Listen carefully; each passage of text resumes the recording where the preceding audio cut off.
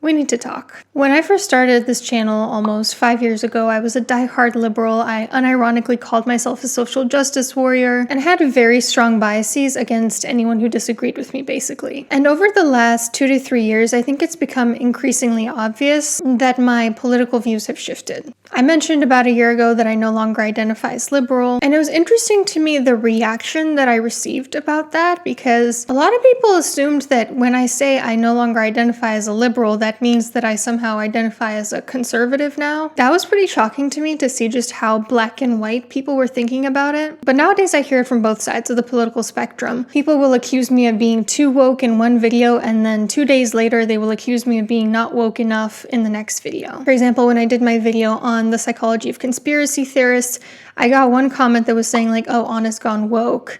I bet you even got vaccinated, you're so stupid, haha. Which is honestly such a self-own to like associate your political beliefs with conspiracy theorists. Then on my evolutionary psychology video, I got called a libtoid, which I don't know what that is, guys. I don't live in my mom's basement, so. And most recently in a video where I said that I think political polarization is contributing to the loneliness epidemic, I got accused of being a Trump supporter. So, I didn't think I would need to make this video because, this is not a politics page. This is a psychology page.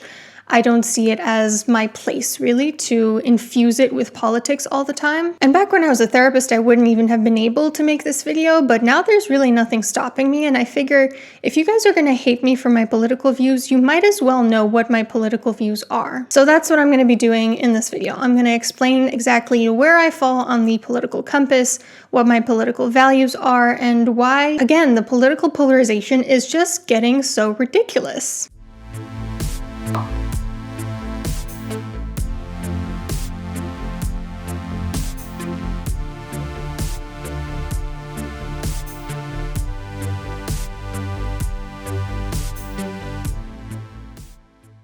So I no longer identify with any political label. Like I said, I no longer identify as a liberal or a Democrat or a leftist. I'm not going to just blindly always vote left out of hatred for the right's policies. With that being said, a lot of my views, especially on social issues, tend to lean more left. And I think I've shown through my actions that I obviously support women's rights, LGBTQ rights. I myself am an immigrant, and I'm very sympathetic to the plight of undocumented immigrants. It's kind of ridiculous that I have to say this, because why would I have to? I try to show through my actions the type of person I am, the types of values that I embody. I shouldn't need to wear a sign on my forehead that says, hello, yes, I respect your human rights. I also certainly don't identify as a conservative or a Republican, though I will say I have been agreeing more and more with people who are center-right on issues like how woke culture is censoring discourse, the fact that we should be able to agree to disagree with each other, the merits of taking responsibility for ourselves. And I gotta tell you,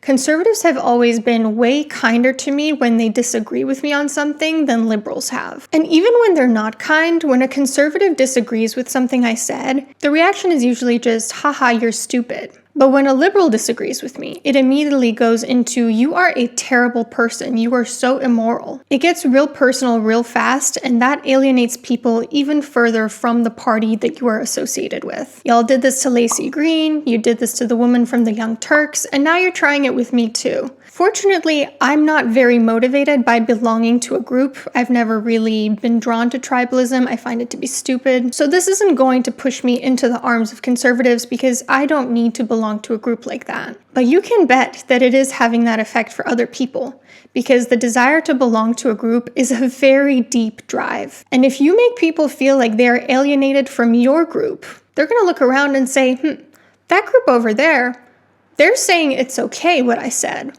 They're saying they're going to accept me despite it. I think I'm going to go over there, actually. I also don't identify with the terms centrist or moderate either. And sometimes when people are offended by something that I said, they throw around the term enlightened centrist as a way of saying like, you're not a liberal, you're not a conservative, you think you're better than us because you're in the middle.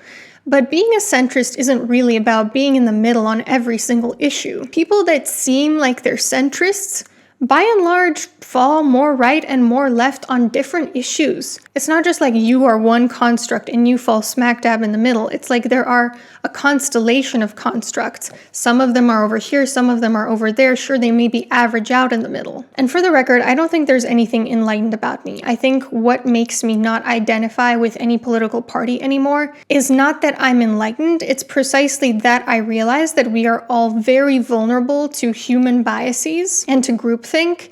And that is always going to be a lifelong journey of deprogramming myself from that. It's not ever like you reach enlightenment or something. But I actually think all labels can be kind of counterproductive to critical thinking, because once you label yourself, even if it is, hey, I label myself as a moderate or as a centrist, it's already kind of telling you what you believe. You're not taking it each issue at a time. You're not thinking critically about every single individual issue. You're already kind of setting yourself up to go, well, I believe what's over here in this part of this political spectrum. Technically, I guess independent would best describe me, in the sense that I don't feel any loyalty or allegiance to any political party. I think politicians suck on all sides, and I try to vote based on the individual candidate, not the party that they belong to. I also really resent the two-party system in the US. I think that's the cause behind a lot of the political polarization that I'll be sharing in this video. And for that reason, I do find myself more drawn to independent candidates, but I haven't found one that really resonates with me. So then you know all the things that I'm not, but where am I politically on the political compass? So on the economic axis, I'm pretty smack dab in the middle. And then in terms of libertarianism versus authoritarianism, I'm more towards libertarian. Don't get me wrong, I'm not a full-blown libertarian, and I think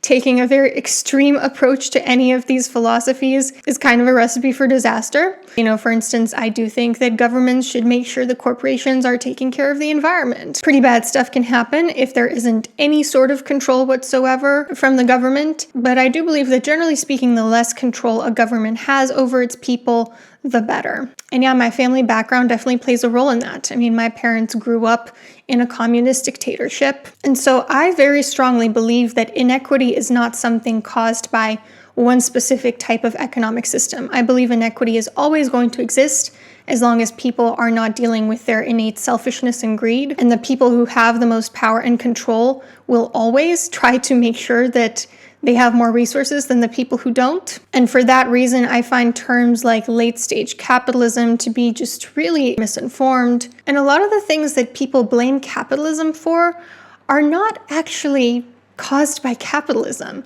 You know, like people will often tell me that I have like a very hustler mentality, always overworking myself because of capitalism.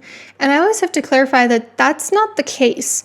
I have this mentality because it was passed down by my parents, who actually grew up in a communist regime, who were working 6 days a week, and then also on the 7th day you had to do hands-on work during the regime. And this concept of like, you owe the collective your work, you have to put in as much as possible, that's very much a communist concept as well. So a lot of the times when I hear people complaining about capitalism or saying things like late-stage capitalism, I'm like, have you ever spoken to somebody that was part of a socialist communist regime? Because a lot of the things that you're complaining about and attributing to capitalism also existed there. And recently there was someone who left a comment on my video saying that I believe we should be able to agree to disagree with people, essentially because I'm like trying to pander to conservative family members I have. I don't have any family members who vote conservative who voted for Trump. You guys actually know very little about my family and my personal life. And people will very often project these assumptions onto me. Like even for instance, when I make videos about estranged parents, people will say like, oh, it's so obvious that like you yourself are estranged from your parents. Like, that's not true. Like, please don't make assumptions about me, because it says a lot more about you than it does about me. But like economically speaking, if you were expecting me to be an anti-capitalist or a socialist or a communist on this channel, I'm sorry, that is not what I'm going to be bringing here. I am pro-universal free healthcare. I think that's a great idea, but I will never support giving the government more control over our lives, because I fundamentally do not trust people who are drawn to positions of power. But if you're looking at like my political compass and you're going like, wow, this is a political extremist I'm dealing with, I hate to be the one to tell you this, but you are going to have a very hard time moving through the world.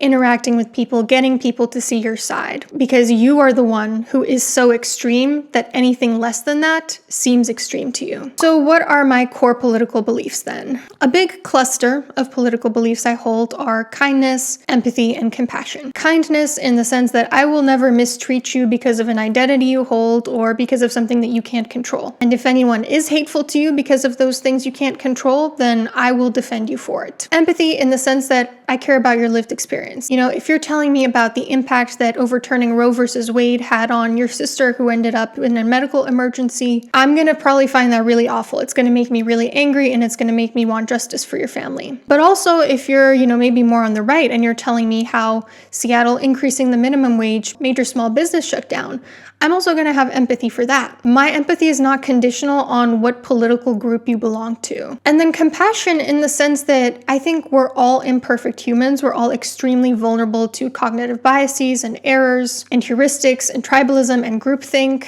And if you have what I consider to be a bad take, I'm not automatically going to assume that you're a bad person because of it. I'm going to probably assume that you had good intentions and you reached a bad conclusion unless you give me evidence to believe otherwise. Another big value of mine is individual freedom. You want to love someone of the same sex? Go right ahead. Love is love is love. You want to live your life as the opposite gender? I won't bat an eye. You want to have an abortion? I have no qualms about that. And also, isn't it funny how the people who are saying abortion is murder are often the ones preaching the all carnivore diets? Sorry, side note. Even with something like you want to make really unhealthy choices for yourself, you don't care if you are making choices that are going to send you to an early grave.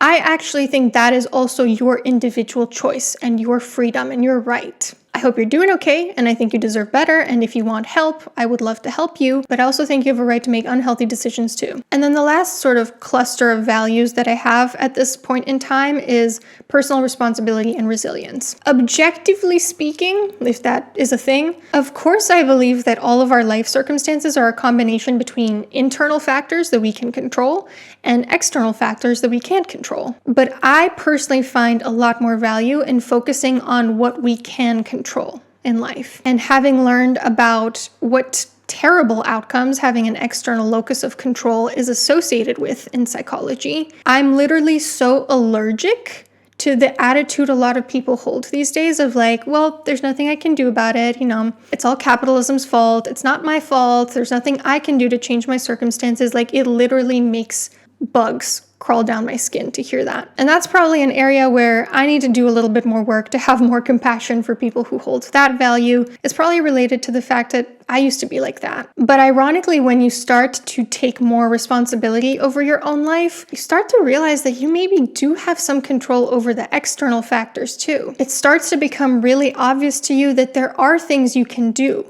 aside from just bitching about it. An internal locus of control ironically helps us create more systemic change, because the people that have an external locus of control, they just throw their hands up and they give up. And then resilience is also big to me in the sense that I think how we respond to stressful events can be really empowering. It doesn't have to make us weaker. We don't need to feel like victims. And victimhood culture is, I think, a real problem in this day and age. So those are kind of my current political values. I'm sure they're going to continue shifting over time. But I want to spend a little bit of time talking about what sparked this entire video. In a recent video, I was talking about what I think is contributing to the loneliness epidemic. And one of the things that I mentioned was political polarization.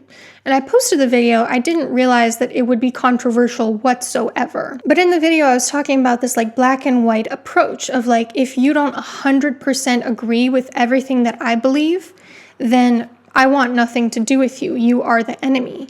And that is ironically exactly the approach that a lot of people took in my comments. With people assuming that because I said that, I was a Trump supporter. People were saying well, would you suggest that somebody who's gay hang out with their family members who want them to go to gay conversion therapy? Would you suggest that somebody who's trans hangs out with somebody who's transphobic? Why does it have to go to such an extreme? That is so not what I was talking about. Just because I'm saying we should be able to agree to disagree on some things doesn't mean I'm saying you should have dinner with a Klansman, you should have dinner with your uncle who wants you to go to gay conversion therapy.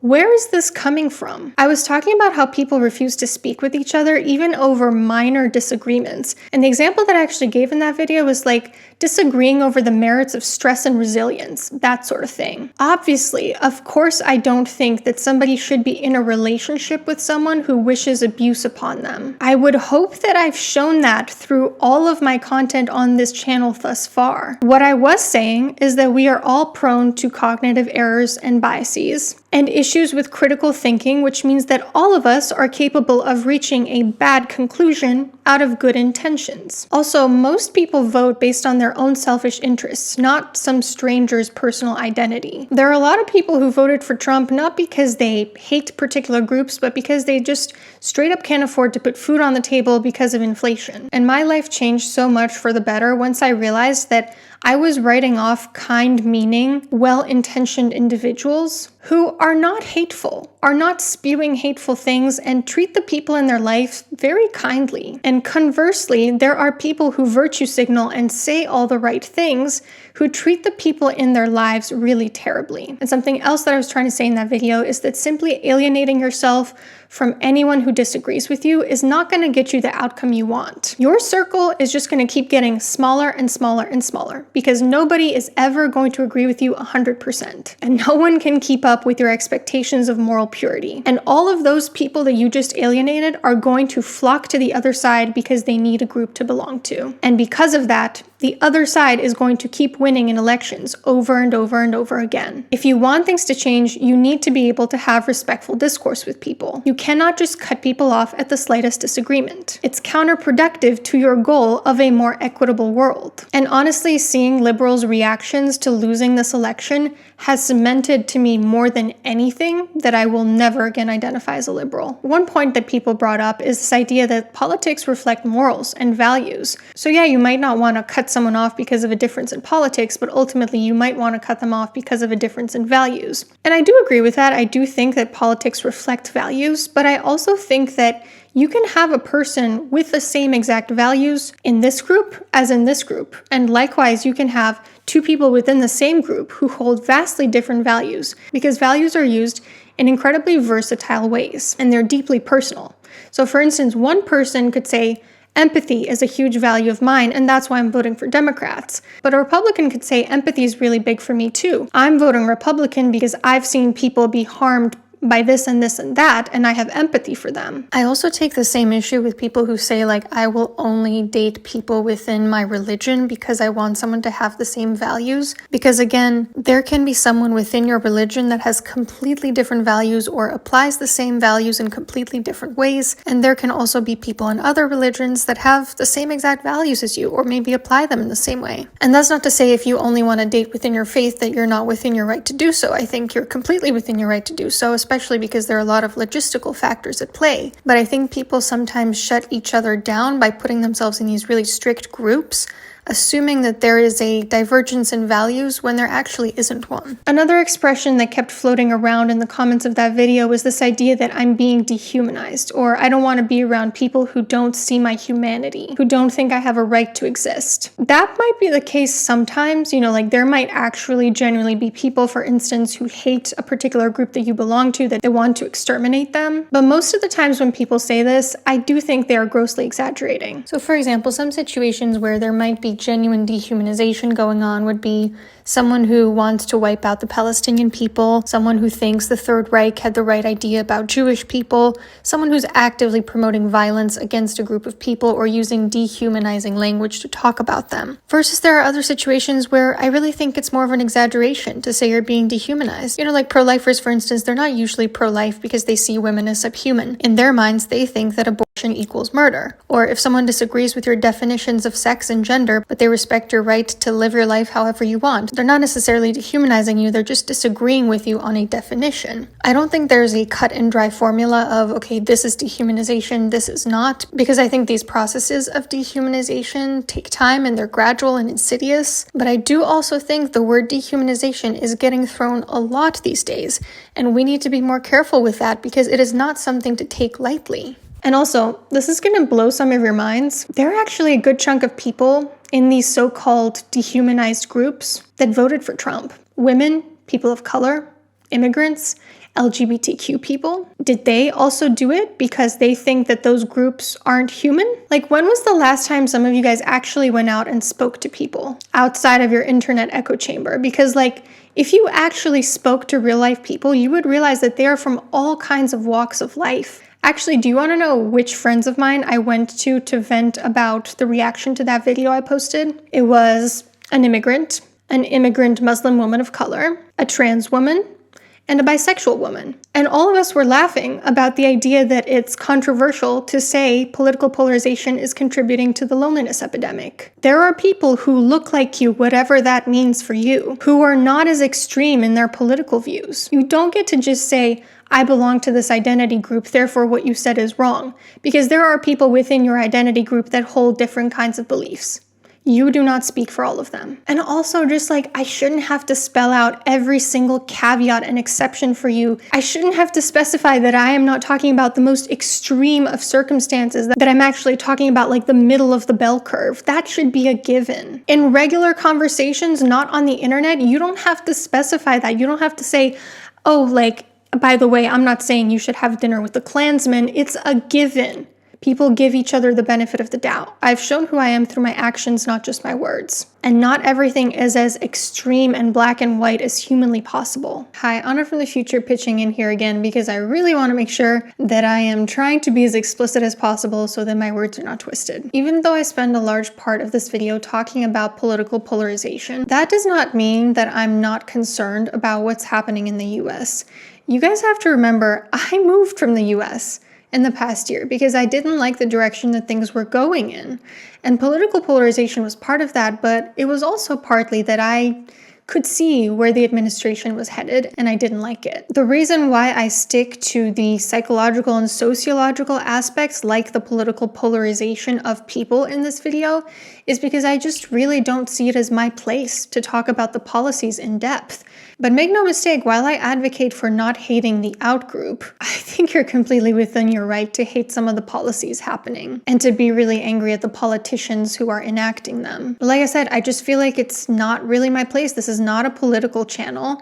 I could make a ton of money if I became a political shill for either the right or the left, but I don't want to sell my soul, so I'm not going to do that. My point in this video is about the dangers of political polarization because that is my arena. Tribalism and the weaponization of empathy and defense mechanisms and cognitive biases and distortions, these are things that I can speak to. And I think just imagine how much Americans could accomplish if they worked together rather than constantly being ripped apart by this divisiveness.